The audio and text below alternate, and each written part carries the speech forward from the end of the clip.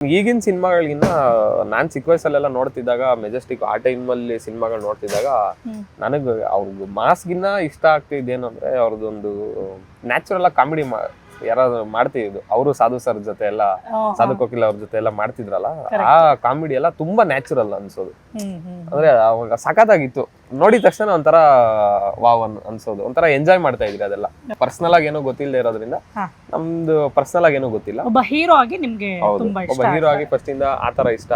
ಮತ್ತೆ ಅದ್ರ ಜೊತೆಗೆ ಈಗ ಅವ್ರಿಗೂ ಕಾರ್ಸ್ ಅಲ್ಲಿ ಇರೋ ಇಂಟ್ರೆಸ್ಟ್, ಸೊ ಅದೆಲ್ಲ ಒಂಥರ ಕನೆಕ್ಟ್ ತರ. ಕಾರ್ಸ್, ಪ್ರಾಣಿಗಳ ಮೇಲೆ ಇರೋ ಇಂಟ್ರೆಸ್ಟ್, ಕುದುರೆಗಳು. ನನ್ಗೂ ಕುದುರೆಗಳು, ಕಾರ್ಸ್ ಅಂದ್ರೆ ಎಲ್ಲ ಭಾರಿ ಇಷ್ಟ. ಒಂದ್ ಒಳ್ಳೆ ಡ್ರೈವ್ ಅಂತ ಬಂದ್ವಿ, ಒಳ್ಳೆ ಕಾರು ಇದೆ, ಡ್ರೈವಿಂಗ್ ಚೆನ್ನಾಗಿದೆ. Thank you.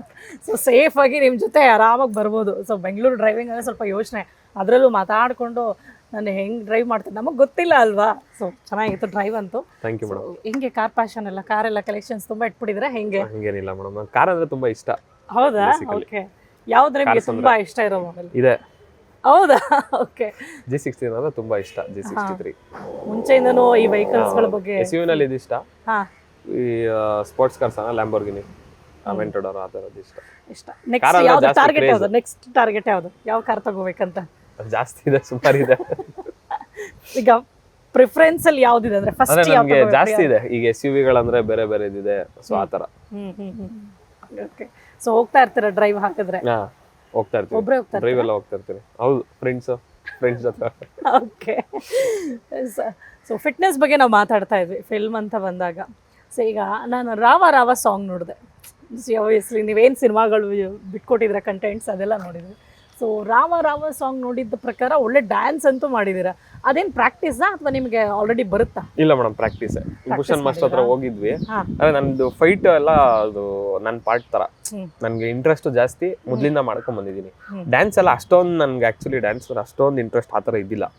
ಸೊ ಬಟ್ ಈ ಸಿನಿಮಾಗೆ ಕಮರ್ಷಿಯಲ್ ಒಂದು ಮೂವಿ ಅಂದ್ಮೇಲೆ, ಲಾಂಚ್ ಅಂದ್ಮೇಲೆ ನೀವು ಫೈಟು ಮಾಡ್ಬೇಕು, ಡ್ಯಾನ್ಸು ಮಾಡ್ಬೇಕು, ಎಲ್ಲ ಇರಬೇಕು. ಜನಕ್ಕೆ ಒಂದೊಂದು ವರ್ಗ ಇರುತ್ತೆ, ಒಂದೊಂದು ಇಷ್ಟ ಆಗೋ ಒಂದು ಎಲ್ಲಾನು ಡೆಲಿವರ್ ಮಾಡ್ಬೇಕು ನೀವು.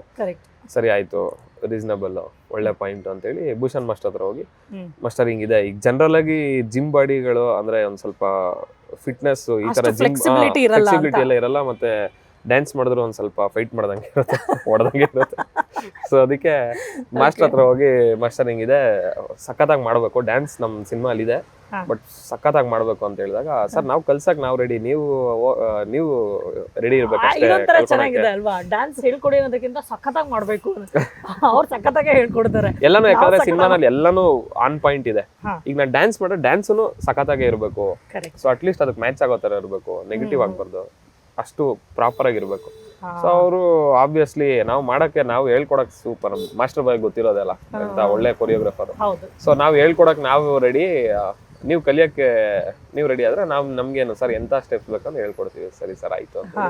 ರಮ್ಯಾ ಮೇಡಮ್ ಅಂತ, Bhushan master wife Ramya madam, ನಾನು ಸ್ಟಾರ್ಟಿಂಗ್ ಹೇಳ್ಕೊಡಕ್ ಸ್ಟಾರ್ಟ್ ಮಾಡಿದ್ದು.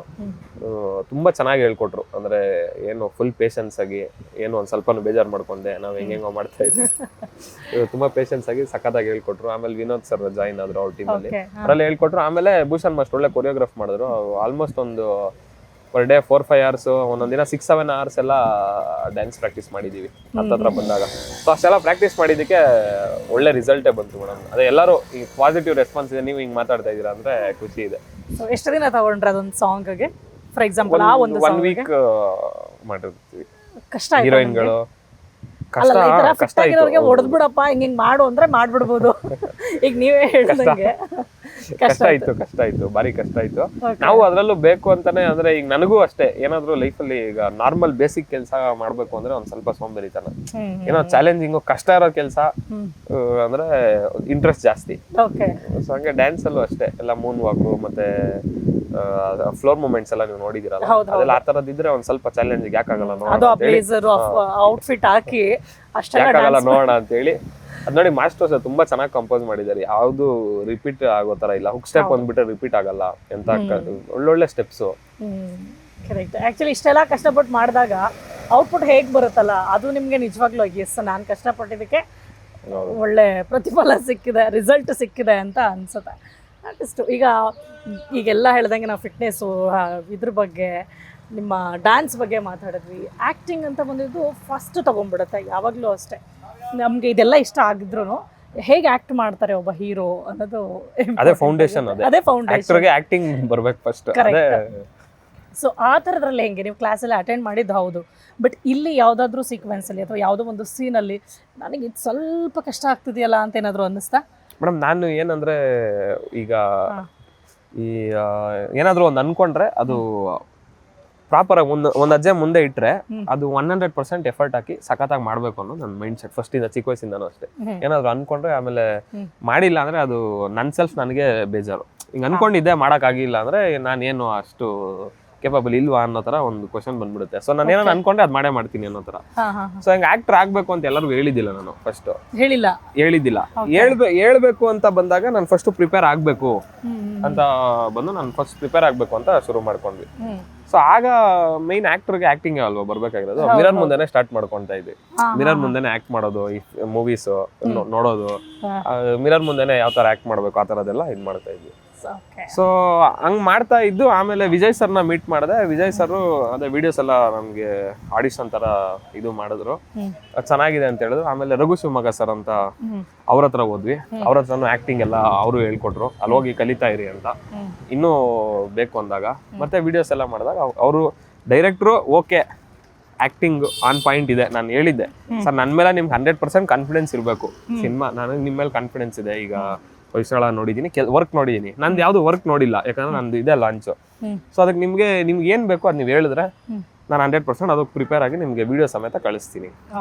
ಸೊ ರಘು ಶಿವಮೊಗ್ಗ ಸರ್ ಹತ್ರ ಆಕ್ಟಿಂಗ್ ಕ್ಲಾಸ್ಗೆ ಹೋಗಿ ಅಲ್ಲೆಲ್ಲ ಆಕ್ಟಿಂಗ್ ಟ್ರೈನ್ ಅಪ್ ಆಗಿ, ಸೊ ಅದಾದ್ಮೇಲೆ ಸರ್ಗೆ ವಿಜಯ್ ಸರ್ ವಿಡಿಯೋಸ್ ಎಲ್ಲ ಕಳಿಸಿದಾಗ ಎಲ್ಲ ಚೆನ್ನಾಗಿದೆ ಅಂತೆಲ್ಲ ಹೇಳಿ 100% ಓಕೆ ಅಂದಾಗ ಮತ್ತೆ ಅಲ್ಲೂ ಆಫೀಸಲ್ಲೂ ವರ್ಕ್ಶಾಪ್ಸ್ ಮಾಡಿ ಸೊ ಈ ತರ ಮಾಡಿದಾದ್ಮೇಲೆ ಓಕೆ ಅಂತ ನಿಮ್ಮ ಮೇಲೆ ನಿಮಗೆ ಕಾನ್ಫಿಡೆಂಟ್ ಬಂತು. ಒಬ್ರು ನನಗೆ ಕಾನ್ಫಿಡೆನ್ಸ್ ಇತ್ತು, ಡೈರೆಕ್ಟರ್ಗೆ ಒಪ್ಪಿಸ್ಬೇಕು, ಡೈರೆಕ್ಟರ್ಗೆ ಕರೆಕ್ಟ್ ಅನ್ಸ್ಬೇಕು ಅಂತ ಹೇಳಿ ಅವ್ರಿಗೆ ಬೇಕಾದಂಗೆ ಬರುತ್ತೆ. ಅವ್ರಿಗೂ ಕಾನ್ಫಿಡೆಂಟ್ ಓಕೆ ಏನ್ ಹೇಳಿದ್ರು ಮಾಡ್ತಿದ್ದಾರೆ ಅಂತ ಹೇಳಿದಾಗ ನಾವು ಮುಂದೆ ಬಂದ್ವಿ ಈ ಸಿನಿಮಾ ಮಾಡೋಣ ಅನ್ನೋ ತರ.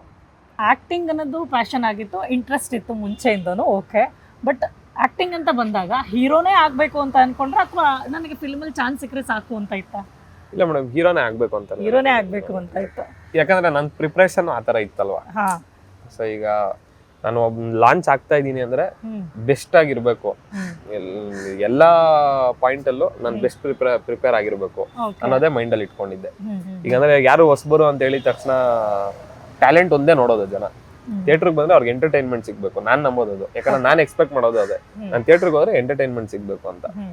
ನಮ್ ಹೀರೋ ಅಂದಾಗ ಎಲ್ಲಾನು ಮಾಡ್ತಾರೆ, ಎಫರ್ಟ್ ಹಾಕಿದ್ದಾರೆ, ಸಖತ್ತಾಗಿದೆ ಅನ್ನೋ ವಾವ್ ಅನ್ಸ್ಬೇಕು, ಸಖತ್ತಾಗಿದೆ ಅಂತ ಅನ್ಸ್ಬೇಕು. ಸಖತ್ತಾಗಿದೆ ಅನ್ಸ್ಬೇಕು ಅಂದ್ರೆ ಎಲ್ಲ ಸಖತ್ತಾಗಿ ಪ್ರಿಪೇರ್ ಆಗಿರ್ಬೇಕು, ಸಖತ್ತಾಗಿ ಎಲ್ಲ ಮಾಡಕ್ ಬರ್ಬೇಕು. ಸೊ ಎಲ್ಲಾನು ಪ್ರಿಪೇರ್ ಆಗಿದ್ನಲ್ಲ, ಸೊ ಅದರಿಂದ ಹೀರೋ ಆಗೋದಕ್ಕೆ ಓಕೆ ಆಯ್ತಾ. ಎಸ್, ಇವಾಗ ನೋಡಿ ನಾವೆಲ್ಲ ಸಿನಿಮಾಗಳನ್ನ ನೋಡ್ತಿದ್ವಿ, ಒಬ್ಬ ಹೀರೋಗೆ ಎಷ್ಟು ಸ್ಕೋಪ್ ಇದೆಯೋ ವಿಲನ್ಸ್ಗೂ ಅಷ್ಟೇ ಸ್ಕೋಪ್ ಇದೆ. ನೋಡಕ್ ಚೆನ್ನಾಗಿರ್ತಾರೆ, ಫಿಟ್ ಆಗಿರ್ತಾರೆ. ಒಬ್ಬ ಸ್ಟ್ರಾಂಗ್ ಹೀರೋ ಮುಂದೆ ನಿಂತ್ಕೋಬೇಕು ಅಂತಂದ್ರೆ ಆ ವಿಲನ್ ಅಷ್ಟೇ ಖಡಕ್ ಆಗಿರ್ತಾರೆ. ಆ ಫ್ರೇಮ್ ನೋಡೋದಕ್ಕೆ ಒಂದು ಚಂದ. ಸೊ ಹಂಗಿರುವಾಗ ನಿಮ್ಗೆ ಒಂದೊಳ್ಳೆ ವಿಲನ್ ಪಾತ್ರ ಸಿಗುತ್ತೆ ಅಂದ್ರೆ ಆರ್ ಯು ರೆಡಿ ಅಥವಾ ಹೆಂಗೆ? ಹೀರೋ ಆಗೇ ಮಾಡ್ಬೇಕಾ? ಹೀರೋ ಆಗೇ ಮಾಡ್ಬೇಕು, ನೋ ವಿಲನ್ ಪಾತ್ರ ಯೋಚನೆ ಏನು ಮಾಡಿಲ್ಲ. ಓಕೆ, ಅಲ್ಲ ನನಗೆ ಅದಕ್ಕೆ ಕೇಳ್ತಾ ಇದ್ದೀನಿ, ನನಗೆ ಸೂಟಬಲ್ ಆಗಲ್ಲ. ಹೀರೋ ಯಾರು?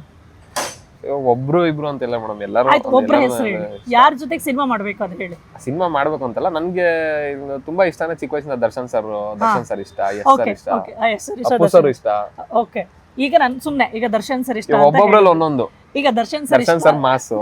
ಓಕೆ, ಅವ್ರ ಸಿನಿಮಾಗಳು ನಿಮ್ಗೆ ಯಾಕೆ ಇಷ್ಟ ಆಗುತ್ತೆ? ಸಿನಿಮಾಗಳು ಇಷ್ಟ ಆಗುತ್ತೆ ಅವ್ರ ಸಿನಿಮಾಗಳಂದ್ರೆ ನನ್ಗೆ ಫಸ್ಟ್ ನನ್ಗೆ ಈಗಿನ ಸಿನಿಮಾಗಳಿಗಿನ್ನ ನಾನ್ ಚಿಕ್ಕ ವಯಸ್ಸಲ್ಲೆಲ್ಲ ನೋಡ್ತಿದ್ದಾಗ, ಮೆಜೆಸ್ಟಿಕ್ ಆ ಟೈಮ್ ಅಲ್ಲಿ ಸಿನಿಮಾಗಳು ನೋಡ್ತಿದ್ದಾಗ ನನಗ್ ಅವ್ರದ್ದು ಮಾಸ್ಗಿನ್ನ ಇಷ್ಟ ಆಗ್ತಿದ್ದೇನು ಅಂದ್ರೆ ಅವ್ರದ್ದೊಂದು ನ್ಯಾಚುರಲ್ ಆಗಿ ಕಾಮಿಡಿ ಯಾರಾದ್ರು ಮಾಡ್ತಿದ್ದು. ಅವರು ಸಾಧು ಸರ್ ಜೊತೆ ಎಲ್ಲ, ಸಾಧು ಕೋಕಿಲ ಅವ್ರ ಜೊತೆ ಎಲ್ಲ ಮಾಡ್ತಿದ್ರಲ್ಲ, ಆ ಕಾಮಿಡಿ ಎಲ್ಲ ತುಂಬಾ ನ್ಯಾಚುರಲ್ ಅನ್ಸೋದು. ಅಂದ್ರೆ ಅವಾಗ ಸಖತ್ತಾಗಿತ್ತು, ನೋಡಿದ ತಕ್ಷಣ ಒಂಥರ ವಾವ್ ಅನ್ಸೋದು, ಒಂಥರ ಎಂಜಾಯ್ ಮಾಡ್ತಾ ಇದ್ರಿ ಅದೆಲ್ಲ. ಆ ಟೈಮ್ ಇದೆಲ್ಲ ಒಂಥರ ನ್ಯಾಚುರಲ್ ಆಗಿ ಎಲ್ಲ ಫ್ರೆಂಡ್ಸ್ ಜೊತೆ ಯಾವ್ಯಾವ ತರ ಆಗುತ್ತೋ ಅದೇ ತರದ್ದು. ಅವರು ರಕ್ಷಿತಾ ಮೇಡಮ್ ಕಾಂಬಿನೇಷನ್ ಗಳಾಗಿರ್ಬೋದು, ಒಂಥರ ಫನ್ನೇ ನನ್ಗೆ ಜಾಸ್ತಿ ಇಷ್ಟ ಆಗ್ತಿದ್ದು. ಒಳ್ಳೆ ನಗು ಬರೋದು, ಎಂಟರ್ಟೈನಿಂಗ್ ಆಗಿರೋದು.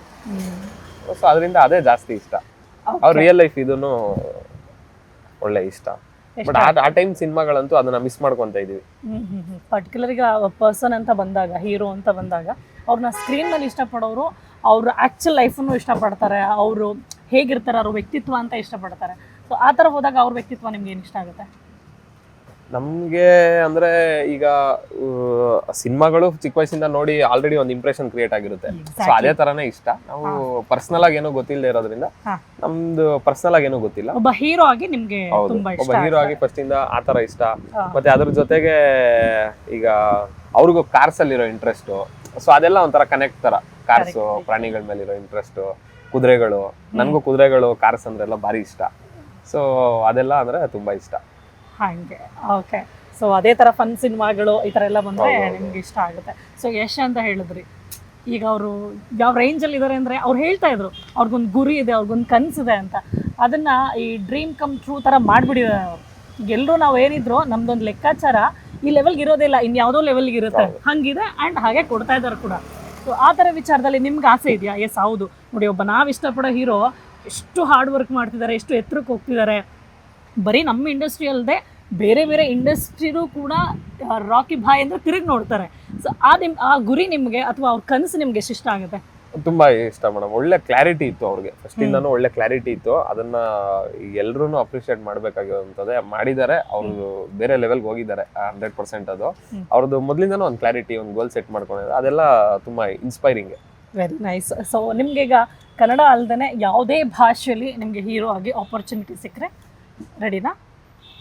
ನನಗೆ ಕನ್ನಡನಲ್ಲೇ ಮಾಡ್ಬೇಕು ಅಂತ ಆಸೆ ಮೇಡಮ್. ಏನೇ ಆಗ್ಲಿ ಅದು ಸುಮ್ಮನೆ ಹೇಳೋದು ಅಂತಲ್ಲ. ಈಗ ಸಿನಿಮಾ ಅಂತಾನೆ ಅಲ್ಲ, ಈಗ ಎಲ್ಲೋ ಇಲ್ಲಿ ಬೆಂಗಳೂರು ಬಿಟ್ಟು ಎಲ್ಲೋ ಹೈದರಾಬಾದ್ಗೋ ಇಲ್ಲ ಮುಂಬೈಗೋ ಎಲ್ಲ ನಾವು ಹೋದ್ರೆ ಟ್ರಿಪ್ ಹೋಗಿ ಬರೋಕ್ ಅಷ್ಟೇನೆ. ಬೇರೆ ಕಂಟ್ರಿಗೆ ಹೋದ್ರು ಅಷ್ಟೇ, ಟ್ರಿಪ್ ಹೋಗಿ ಬರೋರ್ಗು ಅಷ್ಟೇನೆ ಚಂದ. ಒಂದ್ 4 ದಿನ ಆದ್ಮೇಲೆ ನಮ್ಮ ಊರು, ನಮ್ಮ ಭಾಷೆ, ಈಗ ನಮ್ಮ ಸರ್ಕಲ್, ನಮ್ಮ ಜನ, ನಮ್ಮ ಕನ್ನಡ, ನಮ್ಮ ಭಾಷೆ ಅಲ್ಲಿ ಅದು ಒಂಥರ ಮಿಸ್ಸಿಂಗ್ ಆಗುತ್ತೆ ಅಲ್ಲಿ ಹೋಗಿದ ತಕ್ಷಣ. ಸೊ ನನಗೆ ಕರ್ನಾಟಕದಲ್ಲಿದ್ದು ಕನ್ನಡ ಸಿನಿಮಾಗಳು ಮಾಡೋದ್ರೆ ಖುಷಿ. ನಮ್ಮ ಕನ್ನಡ ಜನಕ್ಕೆ ಒಂದೊಳ್ಳೆ ಎಂಟರ್ಟೈನ್ಮೆಂಟ್. ಇಲ್ಲಿ ನಮಗೆ ಮೇಲು ಅನ್ನೋ ತರ 100%. ನಾವು ಊರಿಗೆ ಕೊಡೋದಕ್ಕಿಂತ ಊರು ನಮಗ್ ಬೇಜಾನ್ ಕೊಟ್ಟಿದೆ. ಈ ಅದು ಎಲ್ರಿಗೂ ಫೀಲ್ ಆಗಿರುತ್ತೆ. ನಮ್ಮ ಭಾಷೆ ಆಗಿರ್ಬೋದು, ನಮ್ಮ ನೆಲ ಆಗಿರ್ಬೋದು, ಇಲ್ಲಿರೋ ಮಜಾನೇ ಬೇರೆ. ಕಲಿಯೋಕೆ ಕೋಟಿ ಭಾಷೆ, ಆಡೋಕೆ ಒಂದೇ ಭಾಷೆ. ಅದೃಷ್ಟವಂತರು ಅಂತಾನೆ ಹೇಳ್ಬೋದು. ಕರ್ನಾಟಕನಲ್ಲಿ ಹುಟ್ಟಿರೋರು, ಕನ್ನಡಿಗರಾಗಿ ಹುಟ್ಟಿರೋರು, ಮತ್ತೆ ಅದು ಬೆಂಗಳೂರಲ್ಲಿ ಇರೋರು, ಎಲ್ಲಾ ತರನು ಅಷ್ಟೇ. ಕರೆಕ್ಟ್. ನಮ್ಮ ಬೆಂಗಳೂರಲ್ಲಿ best places in the country, in the world ಅಂತಾನೆ ಹೇಳ್ಬೋದು. ಸೊ ನಿಮ್ಮ ಫೇವರೇಟ್ ಪ್ಲೇಸ್ ಅಂದ್ರೆ ನಮ್ಮ ಬೆಂಗಳೂರು ಅಂತಾನೆ? ಹೌದು ಮೇಡಮ್, 100%. ಹೌದಾ? ಎಷ್ಟು ವರ್ಷದಿಂದ ಇದ್ದೀರಾ ಬೆಂಗಳೂರಲ್ಲಿ ನೀವು? ಮೇಡಮ್ ನಮ್ದು ಮಾಲೂರು ಆಕ್ಚುಲಿ. ಬಿಟ್ರೆ ನಂದು ಎಜುಕೇಶನ್ ಮತ್ತೆ ಎಲ್ಲ ಇರೋದೆಲ್ಲ ಇಲ್ಲೇ, ನಾನು ಇಲ್ಲೇ ಇದ್ದೀನಿ. ಬಟ್ ನಮ್ದು ಹುಟ್ಟೂರು ಎಲ್ಲ ಮಾಲೂರೇ. ನಾವ್ ಇರೋದಿಲ್ಲ. ಏನ್ ಮಾಲೂರು ಅಂದ್ರೆ ಇಲ್ಲಿಂದ ಒಂದು 1.5 hours, ಟ್ರಾಫಿಕ್ ಇಲ್ಲಾರೆ 1 hour. ಸೊ ಇಷ್ಟೆಲ್ಲ ಪ್ಯಾಷನ್ ಇದೆ ಒಬ್ಬ ಹೀರೋ ಆಗ್ಬೇಕು ಅಂತ. ಇವತ್ತು ಹೀರೋ ಆಗ್ಬಿಟ್ಟಿದ್ದೀರಾ. ತೆರೆ ಮೇಲೆ ಬಿಗ್ ಸ್ಕ್ರೀನ್ ಅಲ್ಲಿ ಕಾಣಿಸ್ಕೊಳ್ಳೋಕೆ ಕೆಲವೇ ದಿನ ಬಾಕಿ ಇದೆ. ಹೇಮಂತ್ ಕುಮಾರ್ ಅವರು ಹೀರೋ ಅಲ್ಲ ಅಂದ್ರೆ, ಸಿನಿಮಾದಲ್ಲಿ ನಟಿಸಿಲ್ಲ ಅಂದಿದ್ರೆ ಏನಾಗಿರ್ತಿದ್ರು, ಏನ್ ಮಾಡ್ತಿದ್ರು ಆಕ್ಚುಲ್ ಆಗಿ? ಏನು ಯೋಚನೆ ಮಾಡಿಲ್ಲ. ಓಕೆ, ಆತರ ಏನು ಯೋಚನೆ ಮಾಡಿಲ್ಲ. ಸಿನಿಮಾ ಆತರ ಏನು ಯೋಚನೆ ಮಾಡಿಲ್ಲ. ಅಂದ್ರೆ ಇದ್ದಿದ್ ಟಾರ್ಗೆಟ್, ಒಂದ್ ಗುರಿನೇ ನೀವು ಫಿಲ್ಮ್ ಹೀರೋ ಆಗ್ಬೇಕು ಅಂತ. ತುಂಬಾ ಚಿಕ್ಕ ವಯಸ್ಸಿಂದ ಫಿಲ್ಮ್ ಅಂದ್ರೆ ಪ್ಯಾಷನ್ ಮೇಡಮ್. ಪ್ಯಾಷನ್ ಸಿನಿಮಾ ಬಗ್ಗೆ 100% ಪ್ಯಾಷನ್ ಇದಿದೆ. ಓಕೆ, ಅದು ಬಿಟ್ರೆ ಬಿಸ್ನೆಸ್ಗಳು ಆತರ, ಬಟ್ ಪ್ಯಾಷನ್ ಸಿನಿಮಾನೇ. ಓಕೆ, ಸಿನಿಮಾ ಮಾಡೋದ್ರ ಖುಷಿ ಇನ್ಯಾವ್ದ್ರಲ್ಲೂ ಇಲ್ಲ. ಅದು